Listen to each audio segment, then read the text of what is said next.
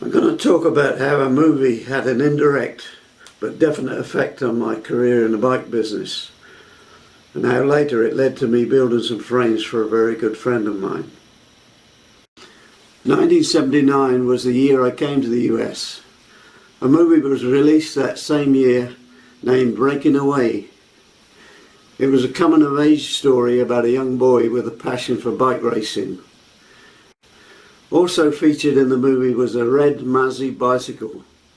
The success of this movie led to a mini bike boom for the Mazzy bicycle brand.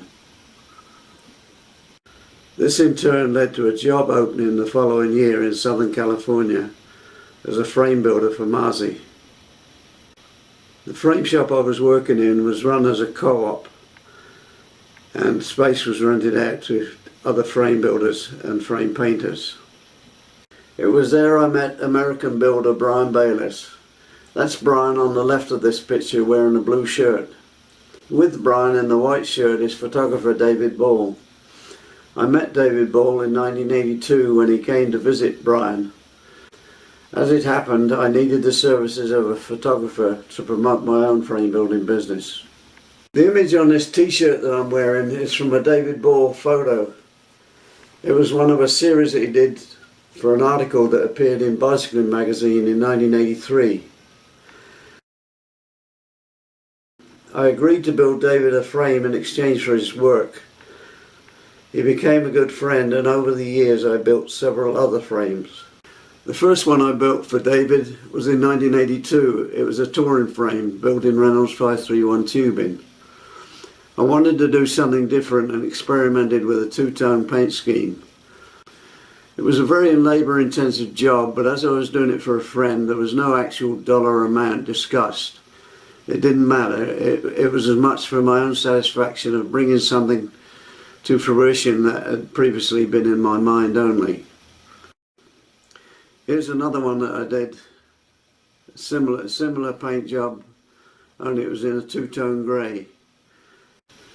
2 years later, in 1984, I brought out my limited production frame, the Fuso, and the two-tone paint scheme on those frames was inspired by these early custom frames.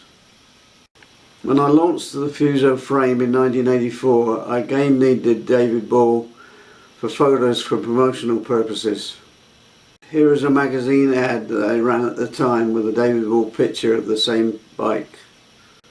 This time I gave David Ball the #1 Fuso in payment for his work. He still owns this bike today. The third frame I built for David was a special one-of-a-kind Fuso. Strictly speaking, it was a custom frame that usually bears my name, but we decided to make it a Fuso. Once again, there was no discussion of price. I always set a very high standard on all of my work, but there is a limit to how much labour you can put into a product, and therefore how much you can charge for it. When these restrictions are lifted, something special results like this. The frame was built in Columbus SLX tubing, but with a stiffer SPX down tube and rear triangle. The seat stays are oversized 5/8 of an inch diameter, as opposed to the usual 9/16 diameter. The seat stay top eyes are given the same treatment as my custom frame, with a piece of tubing inlaid to form a concave effect. It has my signature on the top tube. It was built close to my criterion geometry, but without the high bottom bracket. This, coupled with a stiffer mix of tubing, makes for a bike that demands that you ride it fast. It is very responsive and climbs hills like you wouldn't believe. David Ball has a touring bike I built, which he tells me is still his favourite bike. But this one is the type of bike you take it on a short ride and ride it fast. It will kick your ass every time you take it out. What I mean by this statement is, a bike like this, by the way it looks and the way it rides, will push you to your limits of fitness, whatever those limits might be.